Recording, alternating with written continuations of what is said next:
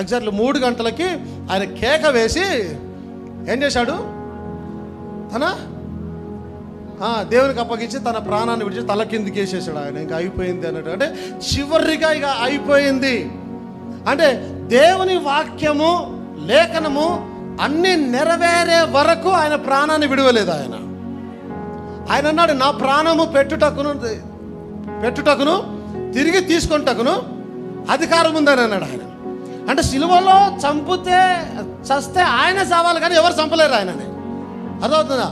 వాస్తవానికి రాత్రి నుంచి కొట్టుడికి, ఉదయం కొట్టుడికి ఆ రక్తము గారి మోస్ట్లీ మనిషి అనేవాడు 1 గంటలో చనిపోవాలి. యాక్చువల్లీ నేను ఉన్న రక్తం అంతా వెళ్ళిపోయిందిగా.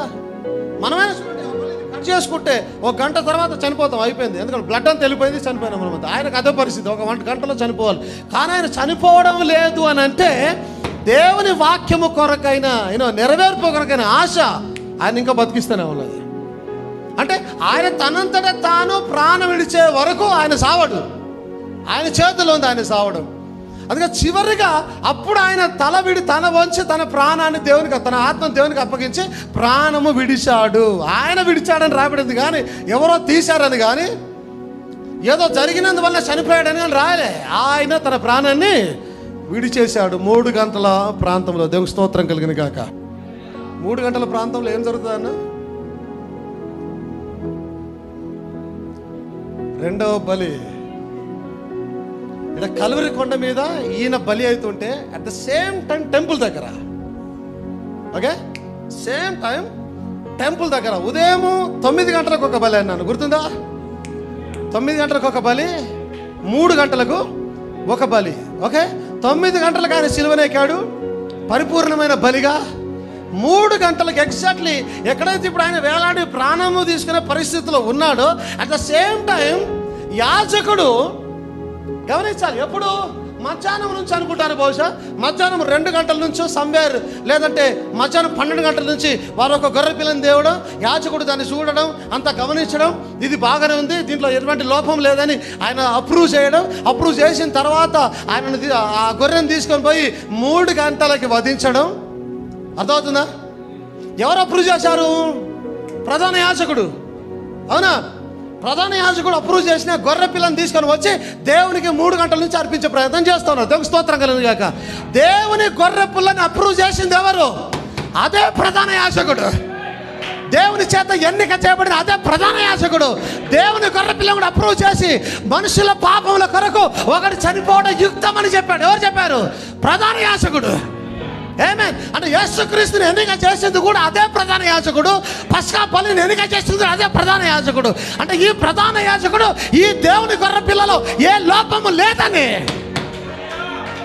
లోపము లేని గొర్రె పిల్లను 3 గంటల ప్రాంతంలో బలి అర్పించడానికి, ఉదయం 9 గంటల బలి ఒకటి, సాయంత్రం 3 గంటల బలి ఒకటి, ఆ 2 కలిపితే ఒక బలి అయితే ఈయన ఒక్కటే ఒక పరిపూర్ణ బలిగా 3 గంటలకు భరించబడ్డాడు. ఆ దినాన మనుషుల కొరకు రక్తాన్ని చిందించాడు అక్కడ. మహిమ కలుగును గాక. హల్లెలూయా. ఎప్పుడైతే ఆయన ప్రాణాన్ని విడిచాడో ఆలయంలోని తెర 2గా చిరిగిపోయింది. దేవునికి స్తోత్రం కలుగును గాక. నేను చాలాసార్లు చాలా వాక్యాలు బోధించాను. ఆలయంలో తెర 2గా తిరిగిపోయింది అని అంటే అతి పరిశుద్ధ స్థలములోనికి వెళ్ళడానికి నీకు మార్గం ఏర్పడింది. ఇప్పుడు యాజకుడు, ప్రధాన యాజకుడు మాత్రమే కాదు, ప్రతి ఒక్కరు కూడా అతి పరిశుద్ధ స్థలంలోనికి వెళ్ళడానికి యోగ్యులై ఉన్నారు. స్తోత్రం. దేనివల్ల యోగ్యులై ఉన్నారు? గొర్రెల యొక్క, కోడల యొక్క రక్తము చేత కాదు, కానీ దేవుని గొర్రె పిల్ల యొక్క రక్తము చేత పరిశుద్ధపరచబడిన జనాంగముగా పరిశుద్ధ, అతి పరిశుద్ధ స్థలంలోనికి వెళ్ళడానికి యోగ్యత సంపాదించి ఉన్నారు. Praise the Lord. నేను ఆ రోజున ఆయన పక్కన బల్లెపోటును పొడిచారు. ఆమేన్. ఆయన పక్కన బల్లెపోటును పొడిచినప్పుడు ఆ బల్లం ఇలా హోల్ చేసినప్పుడు అది మార్గం ఎక్కడికి ఏర్పరిచింది? అది నేరుగా హృదయంలోనికి చూపిస్తా ఉన్నది మార్గాన్ని. హృదయంలో ఏమున్నది? చక్రంలో చక్రం ఉన్నది. అక్కడ హృదయంలో 5వ గదిలో దేవుడు కృపా సింహాసనం మీద ఉండగా, స్తోత్రం కలుగుగాక. ఒకవేళ కృపా సింహాసనం నీ గదిలో ఉన్నది, హృదయంలో ఉన్నదంటే అతి పరిశుద్ధ స్థలం అదే ఉన్నది. యాక్చువల్లీ దేవుని మహిమ కలుగుగాక. అతి పరిశుద్ధ స్థలం అదే ఉన్నదంటే నేను అన్నాను చాలాసార్లు, ఆయన నుంచి హృదయం అనే ద్వారం చేత తలుపు కొడుతూ ఉన్నాడు. అంటే నువ్వు ఎక్కడున్నావు? హృదయంలో ఉన్నావు. నువ్వు హృదయంలో ఉన్నాడు. దాని అర్థం ఏంటి? 3 గంటల టైంలో తెర బద్దలవగా నీవు అతి పరిశుద్ధ స్థలంలోకి వచ్చేసావు. యాక్చువల్లీ ఆమేన్. అతి పరిశుద్ధ స్థలములో ఉన్నటువంటి మన్నా పాత్ర ఇక్కడికి వచ్చేసింది. ఆజ్ఞల పలకలు ఇక్కడికి వచ్చేసినాయి. చికిత్స కర్ర ఇక్కడికి వచ్చేసింది. కృపా సింహాసనం ఇక్కడికి వచ్చేసింది. నువ్వు కూడా ద రియల్ యు, నిజమైన నువ్వు కూడా ఇక్కడికి వచ్చేసి ఉన్నావు. Praise the Lord. అక్కడ ప్రభువు నువ్వు ఇద్దరు ఉండినట్టుగా ఆయన తన శరీరం అనే తెర ద్వారా మార్గం ఏర్పరిచి, ఏప్రిల్ రాష్ట్ర పత్రికలో రాయబడింది, ఆయన శరీరం అనే తెర ద్వారా